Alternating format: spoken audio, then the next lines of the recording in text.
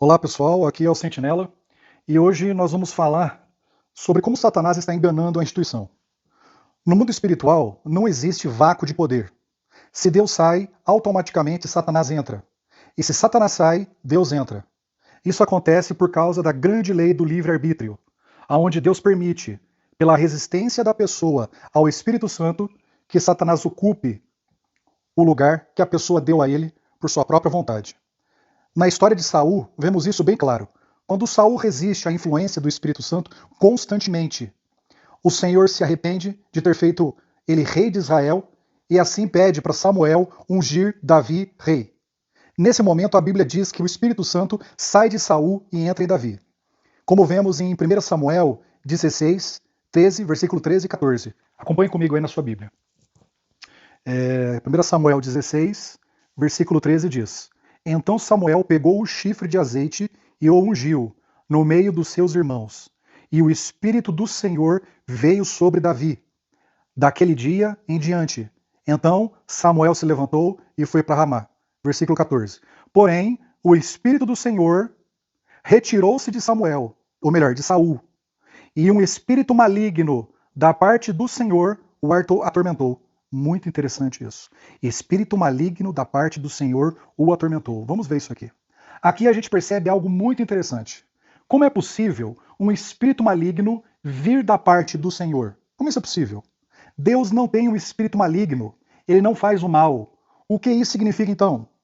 A gente entende melhor no versículo seguinte, que é o verso 15, que diz: E os servos de Saul lhe disseram: Eis que, agora, um espírito maligno da parte de Deus te atormenta. Isso aqui é muito, muito interessante. Como é que os servos ou soldados de Saul sabiam que ele estava com um espírito maligno? E ainda assim, vindo do Senhor. Como é que eles sabiam disso?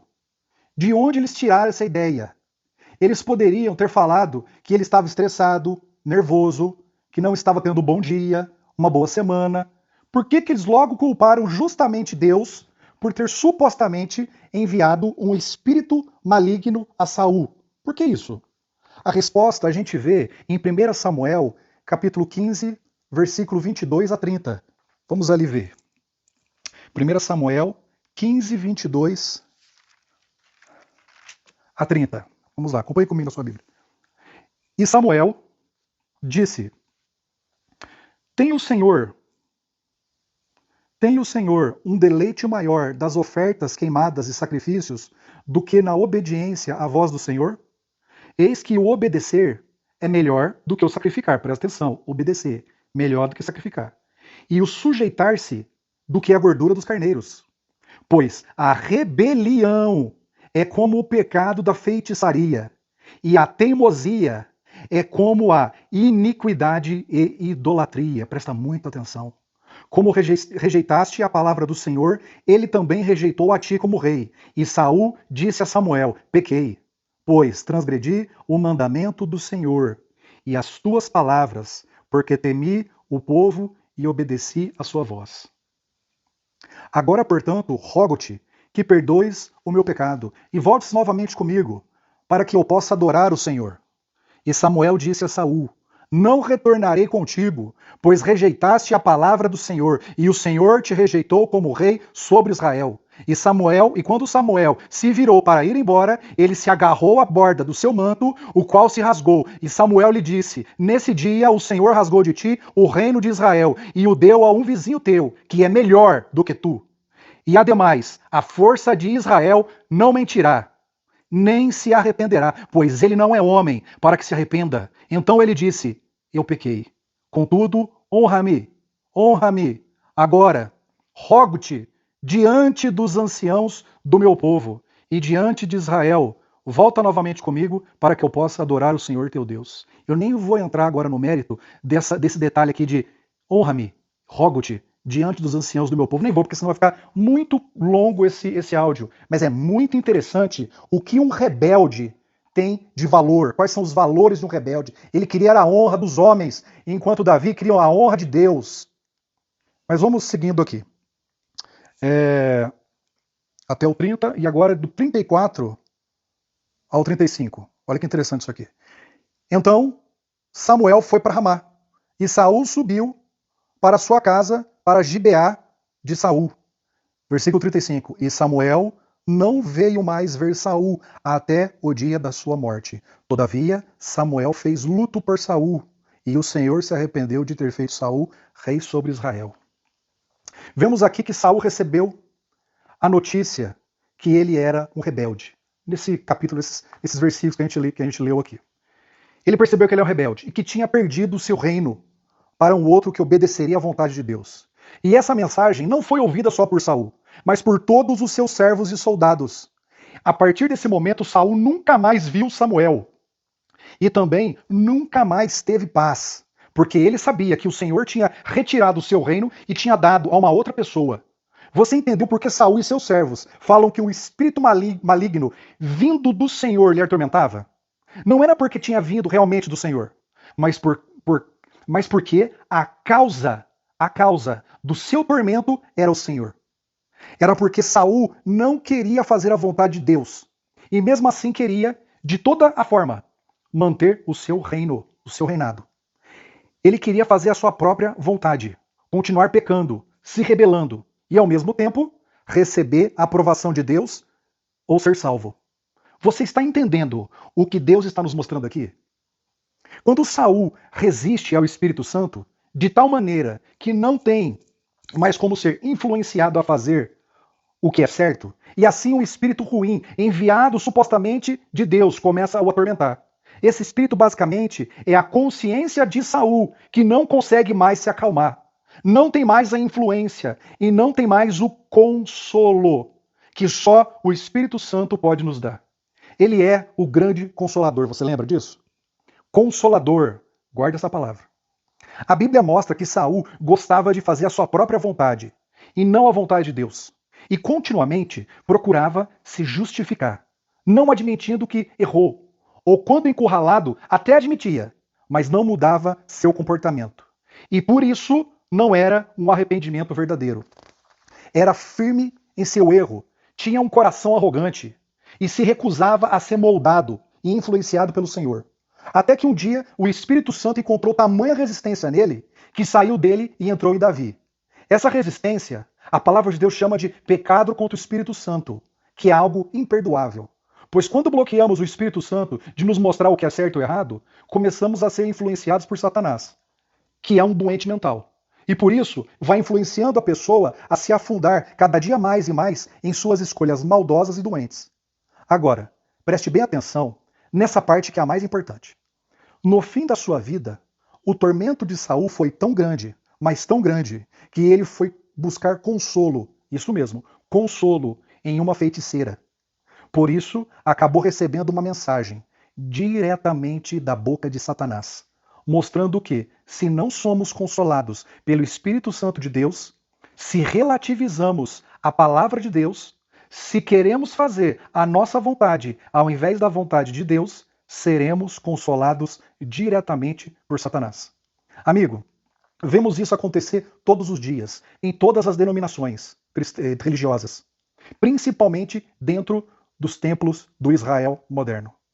Quando nós fazemos a nossa vontade, pecando constantemente contra o Senhor e tentando nos justificar do porquê cometemos esses pecados, vivemos uma vida atormentada, sem paz. E por causa disso, o Espírito Santo de Deus se retira desses indivíduos, pois ele não consegue mais influenciá-los para o bem e para fazer a vontade de Deus.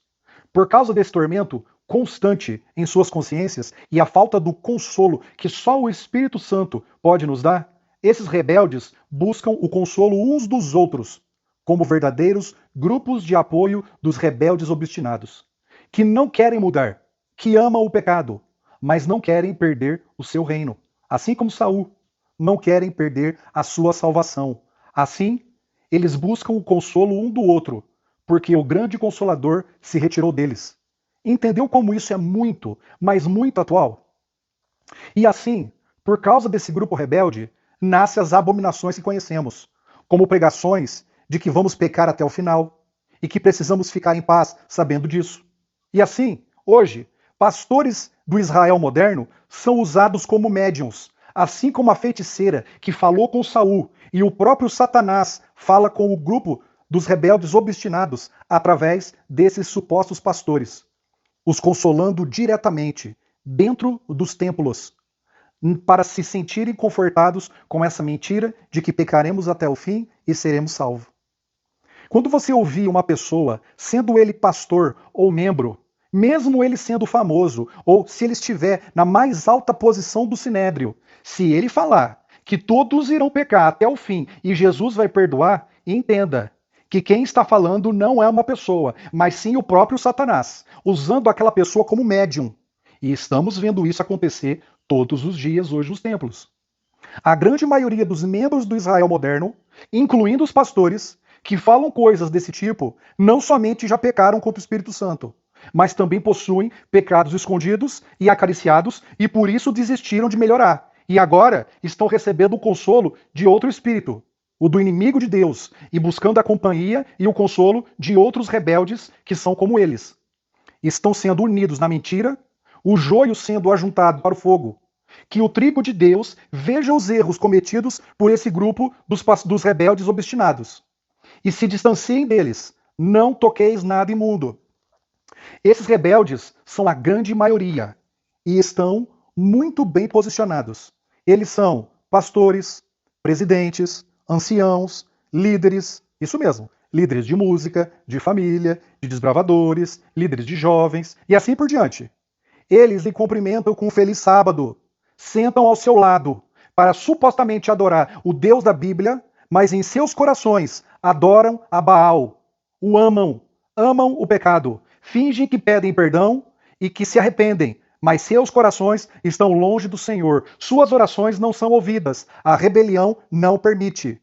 Em seus grupos de apoio dos rebeldes obstinados, um tenta ajudar o outro a se sentir menos culpado. Por isso, a instituição cria e incentiva os membros a fazerem ações sociais, que eles gostam muito de chamar de evangelismo. E essas ações sociais são as mais variadas. Distribuir marmitas a moradores de rua, construir casas, distribuir cestas básicas, etc, etc. Tudo é muito bonito, tudo com uma boa intenção. Assim como Saul oferecendo ao Senhor antes da guerra, porque Samuel não tinha chegado. Ele estava cheio de boas intenções, mas fazendo algo que Deus nunca lhe pediu. E assim como Saul, quando são confrontados com o fato de que essas ações sociais não é a missão principal que Deus deu para a sua igreja, eles tentam manipular da mesma forma a palavra de Deus e dizer algo que ela não diz. Olha só o exemplo aqui do mesmo Saul, que disse a Samuel, em 1 Samuel 15, versículo 13 e 14. Acompanhe comigo a sua Bíblia. 1 Samuel 15, de 13 e 14. E Samuel veio até Saul. E Saul lhe disse: Bendito sejas tu do Senhor. Olha o que ele vai falar agora. Eu cumpri o mandamento do Senhor. Olha como é atrevido, descarado, manipulador, falso. Ele sabe que ele não fez aquilo que Deus mandou. Ele sabe, mas ele tenta manipular o próprio profeta. Isso está acontecendo hoje em dia? Versículo 14. E Samuel disse: O que então significa este balido das ovelhas em meus ouvidos? E o mugido dos bois que ouço? Olha isso aqui que interessante. E agora vamos para o versículo 19 a 21.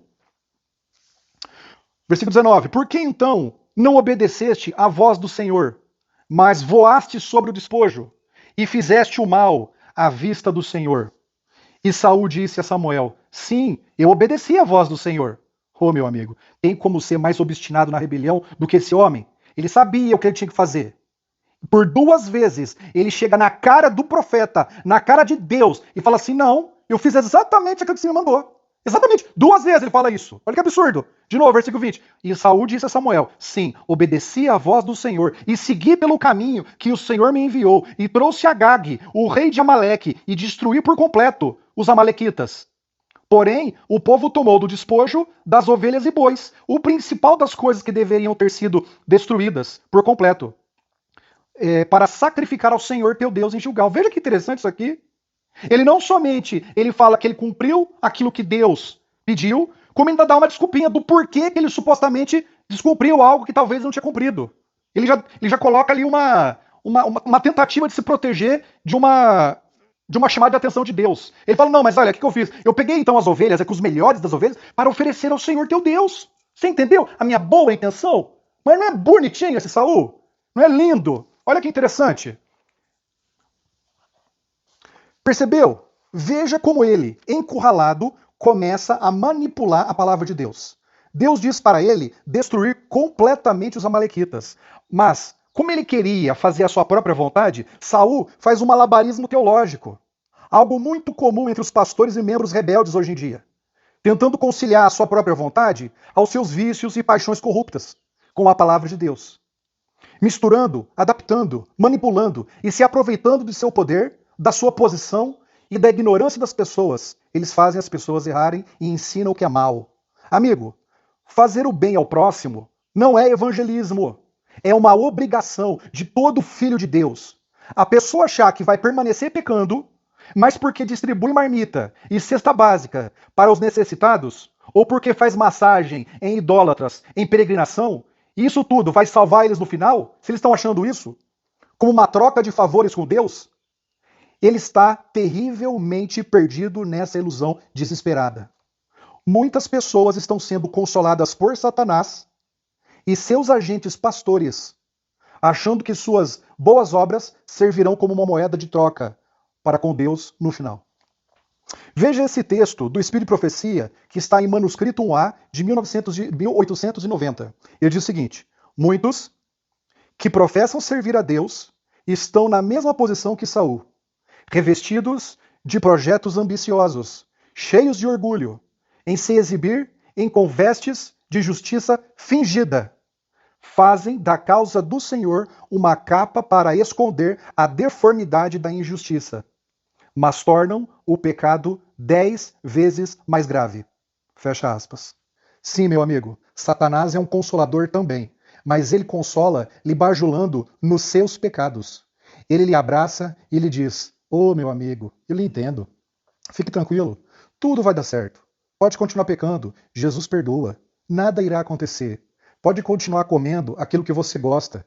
Isso não é uma regra de salvação. Pode cantar do jeito que você gosta. Tudo é louvor. Pode se vestir da forma que você gosta. O Senhor conhece o seu coração. Pode fazer aquilo que você gosta. Jesus compreende. Fique na cidade. Jesus irá lhe proteger. Pode trabalhar no sábado. Jesus sabe da sua situação financeira. Pode continuar traindo a sua esposa. Davi tinha muitas mulheres e era o homem segundo o coração de Deus. Fica tranquilo, tudo vai dar certo. Faça aquilo que lhe faz feliz, pois Jesus quer que você seja feliz.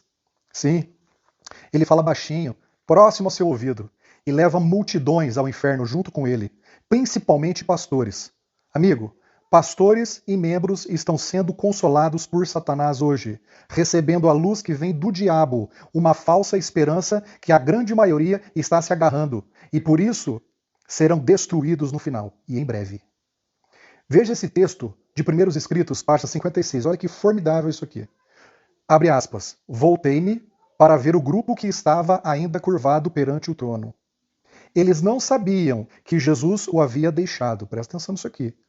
Satanás parecia estar junto ao trono, procurando conduzir a obra de Deus. Quem são essas pessoas aqui? Exatamente elas. São o Israel moderno. Não tenha dúvida. Continuando aqui. Vi-os erguer os olhos para o trono e orar. Pai, dá-nos o teu espírito. Satanás inspirava-lhes uma influência malévola. Veja só, ele inspirava uma influência malévola, consolava. Veja só, consolava aqui. Nela havia luz e muito poder, mas não suave amor, gozo e paz. O objetivo de Satanás era mantê-los enganados e atrair de novo e enganar os filhos de Deus. Amigo, é exatamente isso que você ouviu. Estude a Bíblia. Pare de pecar imediatamente. Fique longe de pessoas que amam o pecado e dão as desculpas mais mirabolantes e supostamente bíblicas que eles podem conseguir. Quando o Senhor falar ao seu ouvido, você está pecando, não resista. Dobre os seus joelhos, peça perdão e nunca mais faça aquilo. Peça poder do céu, meu amigo, pois se você não mais ouvir a voz do Espírito Santo, ele não será mais o seu consolador. E no lugar dele virá Satanás, para destruir a sua vida, e lhe atormentar, e lhe consolar com o seu grupo de apoio dos rebeldes obstinados. E não haverá ação social, por maior ou mais cansativa que possa existir, que lhe dará direito de comer da árvore da vida. Você está entendendo? Você quer saber o tamanho desse grupo de apoio rebelde dentro da instituição? O Espírito de Profecia vai te falar. Nenhum entre 20. Ou seja, mais de 95% dos membros e dos pastores da instituição, 95% fazem parte desse grupo de apoio dos rebeldes obstinados. Por que você acha que a instituição está como está ainda hoje? Você sabe qual que é o sinônimo de grupo de apoio? Seita. Isso mesmo, seita. Pensa nisso. Entenda, de uma vez por todas, a Igreja de Deus é invisível e nunca cairá. Ela é a menina dos olhos de Deus, composta de todos os sinceros que frequentam todas as denominações religiosas do mundo. Mas a instituição é, sempre foi e sempre será até o fim, uma seita humanista, composta de rebeldes, obstinados, que se consolam e se apoiam para conseguir viver no tormento que é estar longe do grande Consolador. Que Deus abra os seus olhos, ilumine o seu caminho e lhe console sempre. Até a próxima.